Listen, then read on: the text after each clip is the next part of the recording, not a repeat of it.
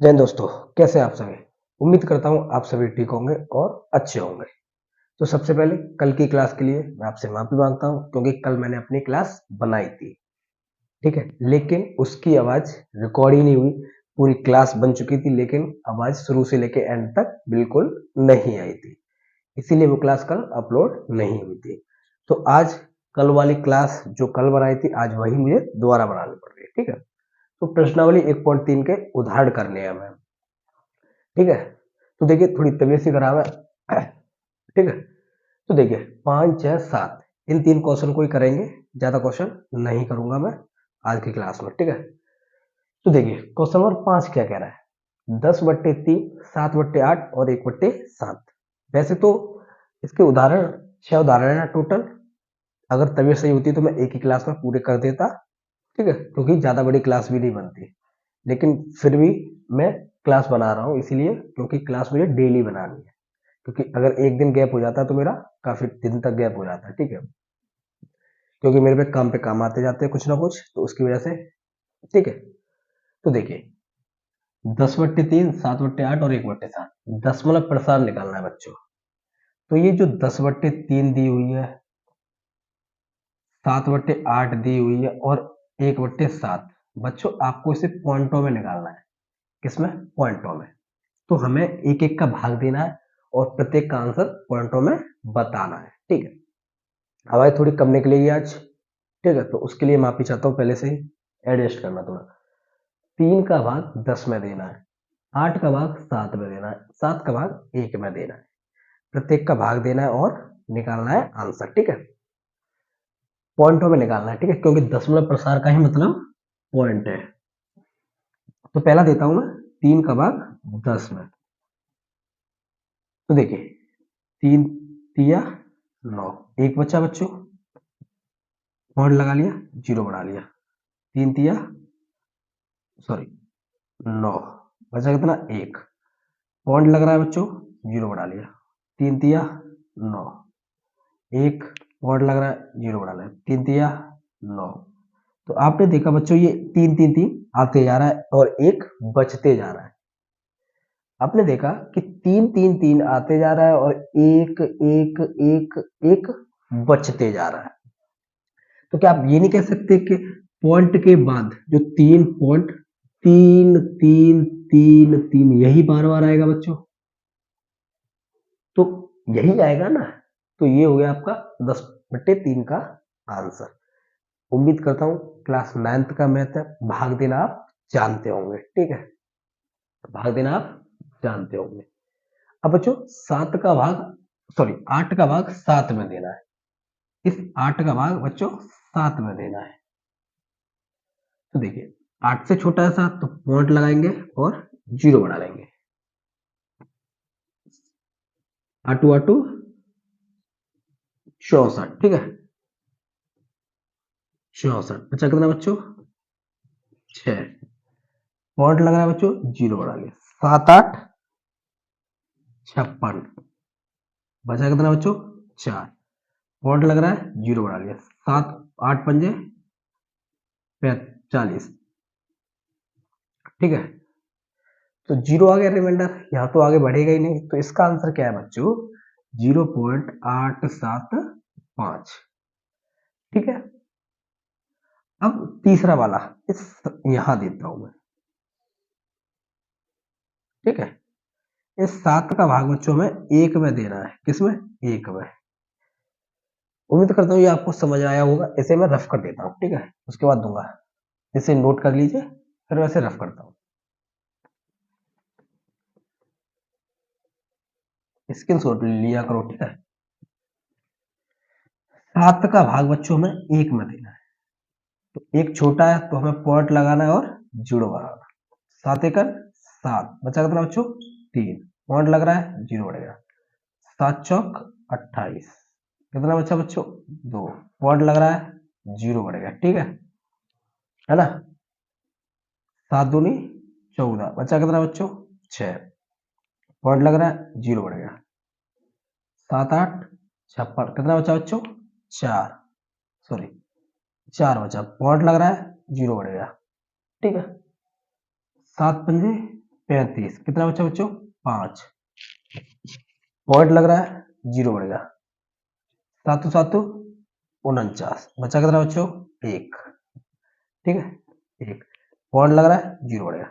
तो आपने देखा बच्चों कि ये 1 से कहानी शुरू हुई थी और ये 49 तक चली थी, फिर 1 आ गया, सॉरी फिर 1 आ गया, इस 1 से शुरू हुई थी और 1 आ गया, तो क्या 1 आया तो फिर वही 7 1 7 बचा कितना 2 वो 3 बचा 30 हो गया 7 चौक 28। तो यही जो 6 अंक है बच्चों यही बार बार आएंगे आपके। अगर ये कहानी यहां तक चली फिर वही लौट कर आ चुकी 1, यहाँ 1 था यहाँ 1 फिर आ गया, तो यही बार बार आएगा। सीधी सीधी बात है कि जब 1 आ गया यहाँ भी 1 आ गया, तो ये जो 6 अंक बाद फिर से 1 यहाँ 4 2 8 5 7 1 4 2 8 5 7, तो ये 6 अंक बार बार आते रहेंगे। अगर आपको विश्वास नहीं है तो आप अपनी रफ में भाग दीजिए और देखिए कितना भी लंबा देते जाइए यही 6 अंक बार बार आएंगे। ठीक है, प्रैक्टिकल के साथ कीजिए, अपने में रफ में करना है आपको। ठीक है, तो क्या आया इसका 0.142857, ये जो 6 अंक है इसमें मैं लगा दूंगा बार का चिन्ह क्योंकि ये बार बार आ रहा है। ठीक है बच्चों, बार बार आ रहा है इसीलिए, और इसे हम लिख सकते हैं बच्चों 3.3 पे बार, क्योंकि ये 3 अंक है जो बार बार आ रहा है। तो ये था क्वेश्चन नंबर 5 का आंसर। किसका? क्वेश्चन नंबर 5 का आंसर। अब देखिए क्वेश्चन नंबर 6 को, इसे नोट कीजिए, क्वेश्चन नंबर 6 की तरफ चलते हैं। अब चलते हैं क्वेश्चन नंबर 6 की तरफ। क्वेश्चन नंबर 6 क्या कह रहा है कि दिखाइए कि 3.142678 एक परमेय संख्या है। बच्चों ये क्वेश्चन नंबर जो 6 है इसमें हमें बताना है कि 3.142678 ये हमें परमेय संख्या बतानी है। इसकी एक भाषा और है, दूसरे शब्दों में हम ये भी कह सकते हैं कि इस संख्या को आपको p बट्टे क्यू के रूप में व्यक्त करना है जब p और q पूर्णांक है, q नॉट इक्वल 0। तो बच्चों मैंने बताया था कि जब कोई अंक रिपीट ना हो और सीधे सीधे पॉइंट के बाद अंक दिए हो, मतलब 8 तक ये संख्या स्टॉप हो गई, मतलब रुक चुकी है, तो हमें करना है यहाँ से पॉइंट उठाना बच्चों, नीचे पॉइंट के बाद जितने भी अंक होते उतने 0 लगा देते हैं। ये को 4 1 2 3 4 5 6, तो 6 0 लगा देंगे। यही हो गया आपका बच्चों p बट्टे क्यू। देखते हैं बच्चों क्या बनेगा, ये 3 1 4 2 6 7 8 और ये हो गया 1 2 3 4 5 6, तो बन गया ना, बनेगा बच्चों, ये p हो गया और ये q हो गया, तो यही p बट्टे क्यू के रूप में हो चुका है। आइए तो इसे नोट कीजिए। अब चलता हूं क्वेश्चन नंबर 7 की तरफ। ये इतना ही था, ठीक है।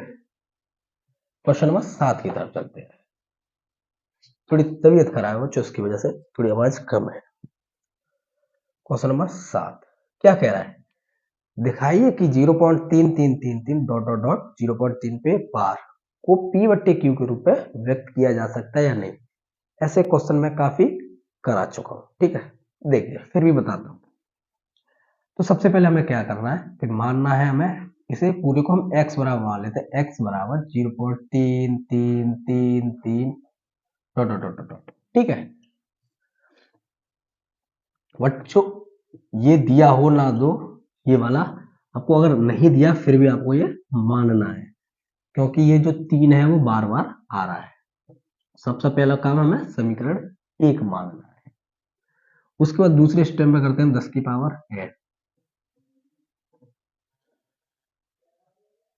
10 की पावर n कितना हुआ, जो अंक है वो बार बार आता है, ये 3 है जो बार बार आ रहा है,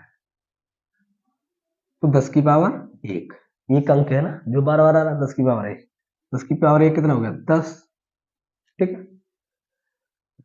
तो जो आता है उसे दोनों तरफ गुणा कर देते हैं, दोनों तरफ 10 से गुणा करने पर, तो इधर 10 से गुणा कर दिया इस x में मैंने, और इधर 0.333333 में बच्चों हमने 10 से गुणा कर दिया, ठीक है।